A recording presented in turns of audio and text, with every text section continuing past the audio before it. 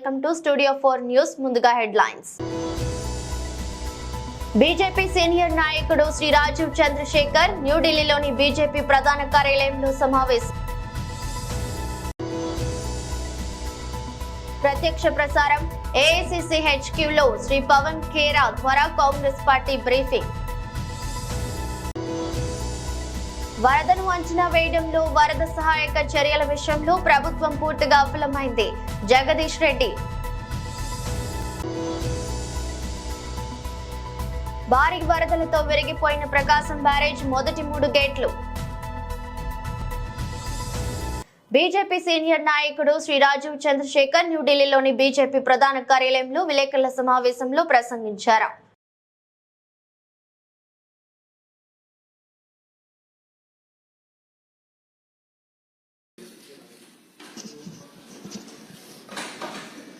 मित्रों नमस्कार. अपने बीच भारतीय जनता पार्टी के वरिष्ठ नेता पूर्व केंद्रीय मंत्री माननीय राजीव चंद्रशेखर जी आपको संबोधित करेंगे. मेरा विनम्र निवेदन है माननीय राजीव जी से आपको संबोधित करें. संजय भाई धन्यवाद. आप सबको नमस्कार. मैं आज I want to speak to you about the Congress's politics of what they say before an election and what they do after an election. आप सब जानते हैं, you all know, Priyanka Gandhi का एक फेमस डायलॉग है इलेक्शन से पहले, लड़की हूं लड़ सकती हूं. इलेक्शन से पहले और इलेक्शन के दौरान हमारे राहुल गांधी जी कॉन्स्टिट्यूशन को सेव करने निकले थे. उन्होंने कहा भी India can not protect it's women. ये सब वो इलेक्शन से पहले कहते हैं. और आज जब कोलकाता में, कन्नौज में, केरल में महिलाओं पर अत्याचार, बलात्कार, rape, horrendous crimes, molestation, harassment हो रहा है, उनका एक चुप्पी है. They remain a studious silence. Today, and most of you are aware, Kerala recently, after 5 years of backfooting and backpedaling, the left government has been forced to release the Hema Committee report, which has spotlighted the extensive exploitation and harassment of women in the film industry under successive governments in Kerala, both the Congress and the left. And I draw your attention today, given these unfortunate happenings, to a lady, senior lady leader of the Congress in Kerala called Simi Rosebell, who has alleged that there is exploitation in the Congress. And when she points out that there is a casting couch in the Kerala Congress, she is summarily dismissed from the party. And she said today, and I quote, in this party, that is in the Congress party, there is no place for upright people. That is what she said. Any other place in India, if a woman in the workplace raises an issue of sexual harassment, it is the bounden duty of the organization under the law to constitute a committee, a Visakha committee, to investigate the accusations of harassment. That is the minimum justice that is due to any woman, any Indian woman whose right to work in a dignified manner is enshrined in the Constitution under Article 21. But no, the Congress party does not believe in that. The Congress party, when a leader of the Congress party, a woman leader of the Congress party alleges harassment, alleges exploitation, they do not investigate it. They silence her and remove her from the party. This is the same Congress party where Priyanka Gandhi would say before an election, ladki hoon, lad sakti hoon. This is the same Congress party where Rahul Gandhi will go to Jammu and Kashmir and say on January 30th of this year that women have talked about rape and harassment. But when it comes to his own party, the Congress in Kerala, which has a huge, long list, dubious record of harassment complaints that are on record from various members of the Congress, women members of the Congress, he does nothing. Instead, he tries to silence them. There is much more to be said on this, but I wanted to draw your attention to this double standard, this hypocrisy, this saying one thing before elections and doing exactly the opposite after the election. This is the truth. This is the truth about the Congress, and the people of India deserve to know it. The people of Kerala should know that the Indie Alliance partners, whether it is the CPM or the Congress, both of them have a track record of not protecting women, not upholding the dignity of women in their workplaces, and instead supporting those who exploit and harass them. Thank you. Any question? Mohit Bhatt, Times Now. The question that you have raised, and then Simi came out and she spoke about it, she's been shunted out. And as you rightly said, there does not mean a comment coming in from Rahul Gandhi and Priyanka Gandhi Vajra. And when it comes to the other India Alliance parties too, they have not said anything on this particular issue. As soon as she raised her voice, as soon as she talked about the casting couch in Congress, from Bollywood to has come to Congress party, she has been shunted out, and the other India Alliance partners are completely silent on this. No, there is a pattern here, and I don't need to tell you this. You know it. You are all very wise people. When the horrible incident happened, the rape and the attempted cover-up in Kolkata happened, the Congress party was silent. When the rape in Kannauj happened, the Congress party is silent. When the CPM, the Hema committee report came out, initially the Congress was silent, then belatedly when they saw the outrage of the people, they joined in. When this lady, Simi Rosabelle, raises an issue, the same two leaders who otherwise wax eloquent about ladki hoon, lad sakti hoon, they maintain a silence. Not only do they maintain a silence, they dismiss her without even going into the basic justice of investigating her complaint. And if it was any other organization today, I would argue respectfully with you that you would all not leave that organization alone. If any organization where a woman came and complained of sexual harassment did not investigate that complaint and simply terminated that lady, you would not leave that organization alone.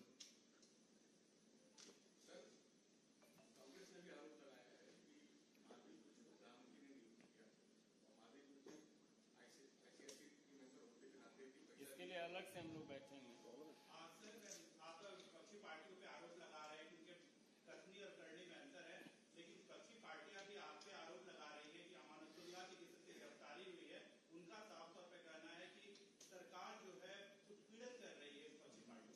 देखिए, मैं आप ये issue पहले भी मुझसे ప్రత్యక్ష ప్రసారంలో AICC హెచ్క్యూలో Shri Pawan కేరా ద్వారా కాంగ్రెస్ పార్టీ బ్రీఫింగ్ చేశారు. भैया रेडी.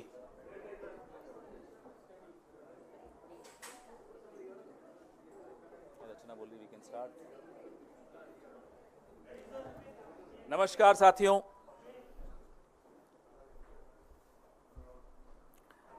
आप लोगों में से कई लोग शतरंज खेलना जानते होंगे.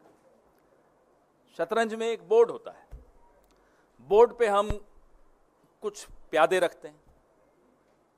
एक का नाम कर देते हैं बादशाह, एक को कहते हैं वजीर, घोड़ा, हाथी. होते ये सब मोहरे हैं. इनकी अपनी कोई ताकत नहीं होती. भले नाम बादशाह है, वो बादशाह होता नहीं.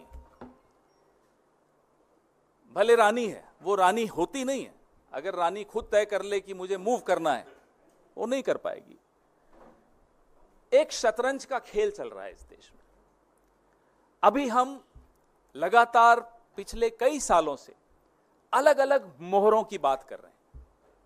खिलाड़ी कौन है, वहां तक अभी हम निर्णायक रूप से पहुंचे नहीं हैं. we have not been able to decisively arrive at who is playing this chess. On the chessboard are different pawns, अलग अलग प्यादे हैं, अलग अलग मोहरे हैं. उनमें से एक मोहरे के विषय में आज हम आपके सामने आए हैं.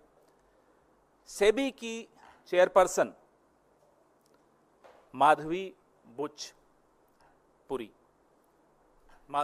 बुच, ये 5 अप्रैल 2017 से 4 अक्टूबर 2021 तक, नेक्स्ट स्लाइड, आप जैसा देख पा रहे हैं, ये मेंबर थी, whole time member of SEBI.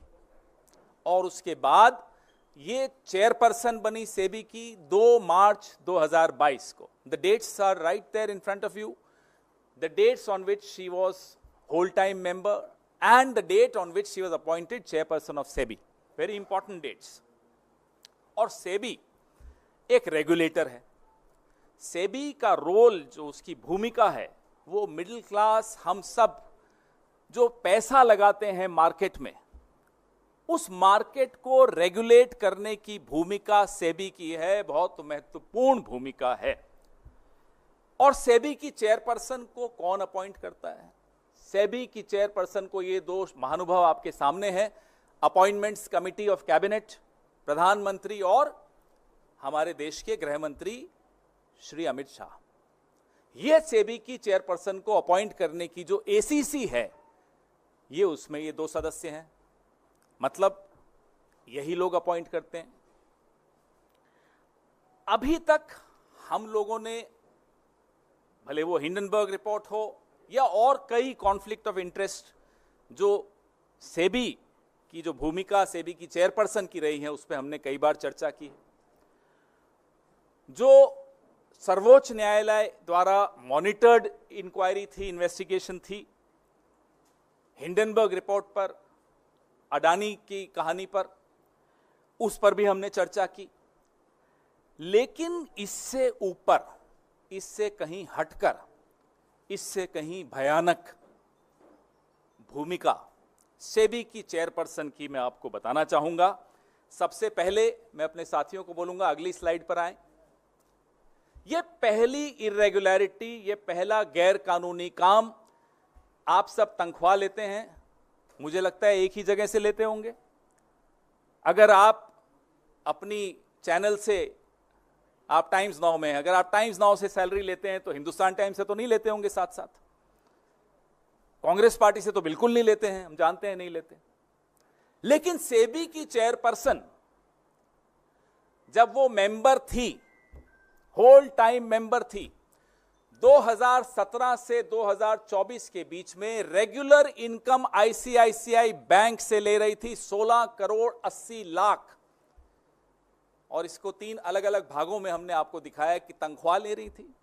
आप सेबी की होल टाइम मेंबर हैं, आप आईसीआईसीआई से तनख्वाह क्यों ले रही थी, हम ये जानना चाहते हैं. आईसीआईसीआई प्रूडेंशियल से ले रही थी, तो बैंक से ले रही हैं, प्रूडेंशियल से ले रही हैं. और ईसॉप, आप सब समझते हैं ईसॉप, और ईसॉप पे जो टीडीएस था वो भी आईसीआईसीआई ही दे रहा था. आईसीआईसीआई बैंक एक महत्वपूर्ण बैंक, सेबी की चेयरपर्सन एक महत्वपूर्ण रेगुलेटरी बॉडी की सबसे ऊंचे पद पर बैठी व्यक्ति, अधिकारी, तनख्वाह ले रही हैं एक और जगह से. Next slide. ये सीधे सीधे सेक्शन 54, सेक्शन 54 ऑफ सेबी, जो एम्प्लॉइज सर्विस रेगुलेशन 2001, मैं इसका एनेक्शर आपको दिखाऊंगा, उसका वायलेशन है. सीधे सीधे ऑफिस ऑफ प्रॉफिट का मामला है, सीधा. इसमें अगर किसी में थोड़ी सी भी अगर लिहाज, शर्म, लज्जा कुछ हो, वो इस्तीफा देगा, 1 मिनट नहीं रुकेगा इस एक्सपोजर के बाद.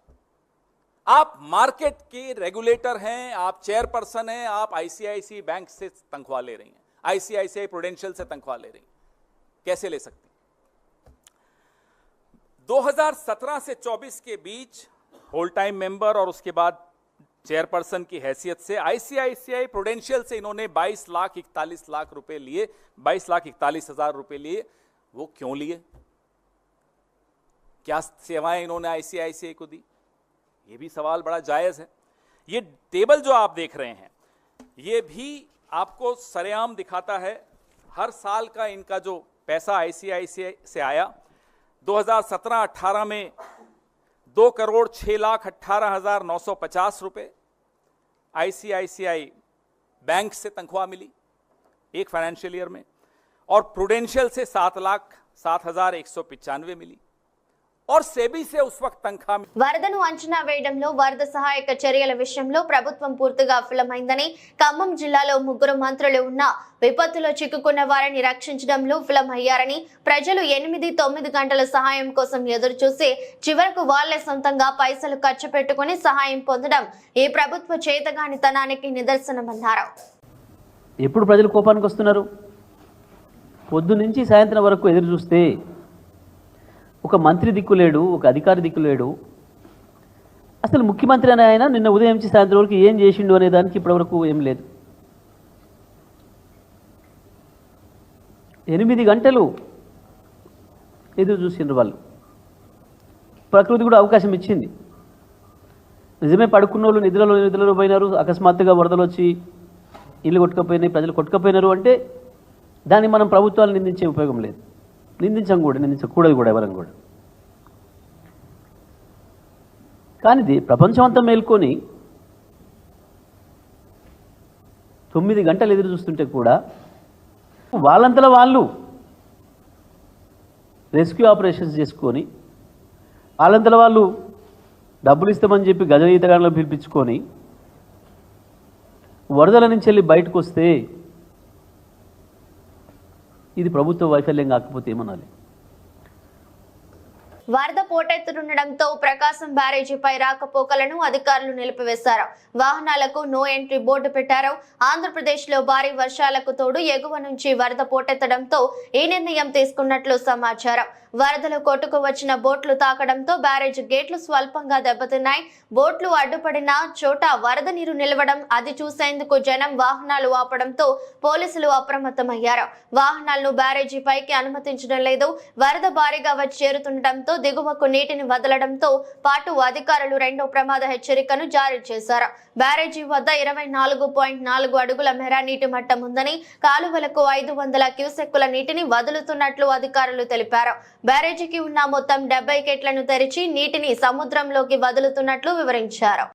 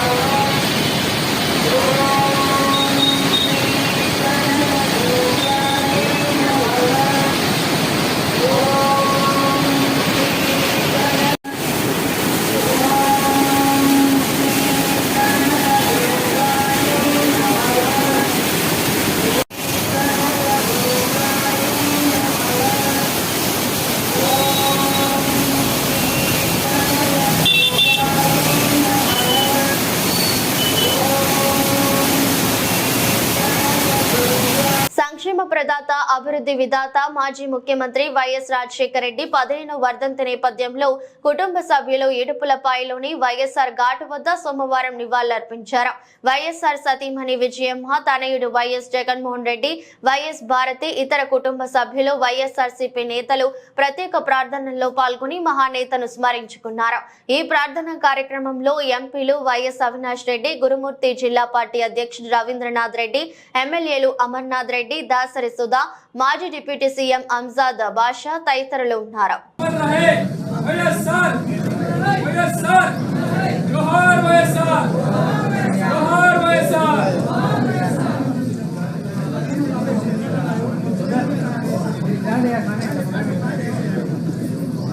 साइड सर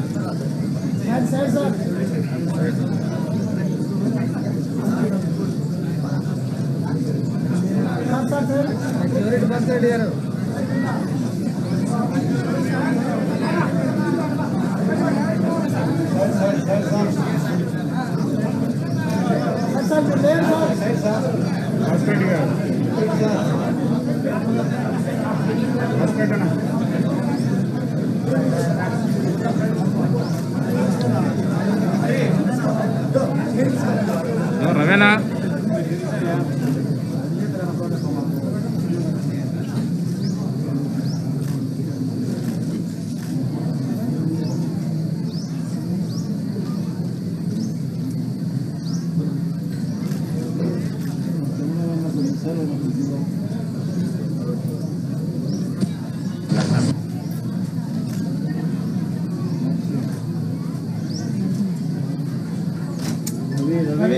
ఏంది అట్లా పోతున్నావు?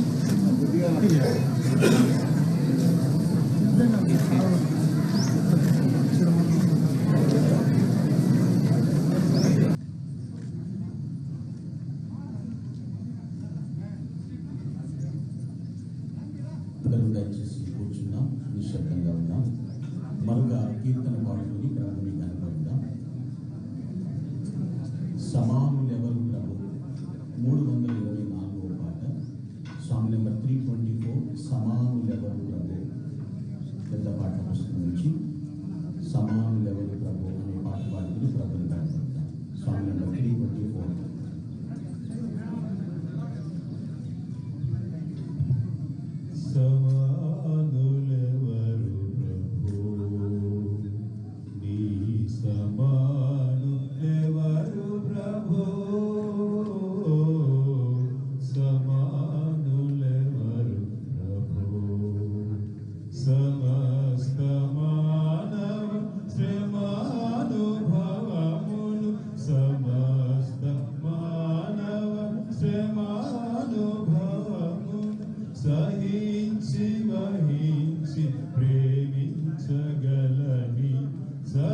తెలంగాణకు భారీ వర్షాల నుంచి ఊరట లభించింది.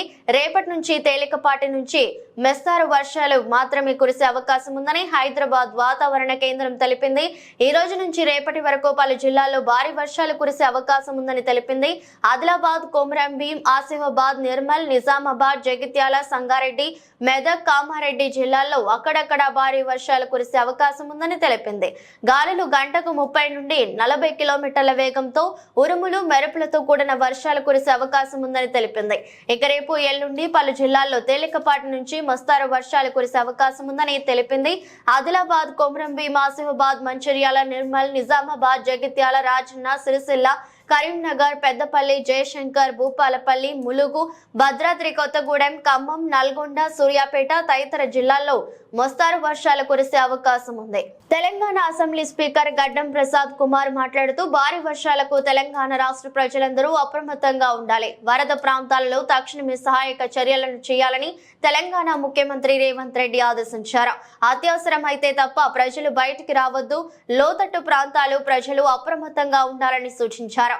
మీకు ఏ అవసరం వచ్చినా అధికారులకు ఫోన్ ద్వారా సమాచారం ఇవ్వాలన్నారు. మంత్రులు, ఎంపీలు, ఎమ్మెల్యేలకు సహాయక చర్యలలో పాల్గొనాలని ఆదేశించారు. తెలంగాణ సీఎం రేవంత్ రెడ్డి, మీరు ఇలాంటి భయభ్రాంతులకు గురి కాకండి, మీ వెంట మేమున్నామని తెలంగాణ అసెంబ్లీ స్పీకర్ గడ్డం ప్రసాద్ కుమార్ తెలియజేశారు. తెలంగాణ రాష్ట్ర ప్రజలకు అందరికీ నా యొక్క నమస్కారాలు. 2 రోజుల నుంచి వర్షాలు చాలా పెద్ద ఎత్తున పడుతున్నాయి. ఇంకా 2 రోజులు పడతాయని చెప్పేసి వాతావరణ శాఖ వాళ్ళు చెప్తున్నారు. మరి ఈ విషయానికి సంబంధించి ఈ రాష్ట్ర ముఖ్యమంత్రి గౌరవ రేవంత్ రెడ్డి గారు మంత్రులను, ఎమ్మెల్యేలను, అధికారులను ఎప్పటికప్పుడు అప్రమత్తం చేసి సమీక్షిస్తున్న సందర్భము. మరి నేను నా తరఫున రాష్ట్ర ప్రజలను కోరడం ఏమిటంటే, ప్రయాణాలు చేయకండి. మరి పాత కరెంటు స్తంభాలను ముట్టుకోకండి. మరి పాత ఇళ్లల్లో ఉన్న వాళ్ళంతా ప్రభుత్వం ఏర్పాటు చేస్తున్న వసతి గృహాల లోపల చేరండి. మరి పాత గోడల పక్కకు వెళ్ళకండి. మరి అదేవిధంగా వాగులు వంకలు దాటే ప్రయత్నం చేయకండి. అవసరం అనుకుంటేనే బయటికి వెళ్ళండి, లేకపోతే వద్దండి. మరి మన ప్రాణాన్ని మనం కాపాడుకునాలి, మన ఆస్తిని మనం కాపాడుకునాలి. మరి ఈ విధంగా చేస్తే ఈ రాష్ట్ర ప్రభుత్వానికి మీరు మేలు చేసినట్టు ఉంటుంది. ఈ రాష్ట్ర ముఖ్యమంత్రి గౌరవ రేవంత్ రెడ్డి గారికి కూడా మీరు మేలు చేసినట్టు ఉంటుందని చెప్పేసి మీ అందరినీ కోరుకుంటూ సెలవు తీసుకుంటున్నాను. వార్తలు ముగించే ముందు మరోసారి హెడ్లైన్స్. బీజేపీ సీనియర్ నాయకుడు శ్రీ రాజీవ్ చంద్రశేఖర్ న్యూఢిల్లీలోని బీజేపీ ప్రధాన కార్యాలయంలో సమావేశం.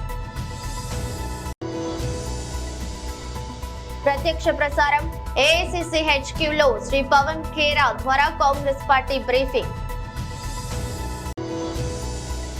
వరదను అంచనా వేయడంలో వరద సహాయక చర్యల విషయంలో ప్రభుత్వం పూర్తిగా విఫలమైంది. జగదీష్ రెడ్డి. భారీ వరదలతో విరిగిపోయిన ప్రకాశం బ్యారేజ్ మొదటి 3 గేట్లు. ఇది రోజు బులెటిన్. మరో బులెటిన్లో మళ్ళీ కలుద్దాం.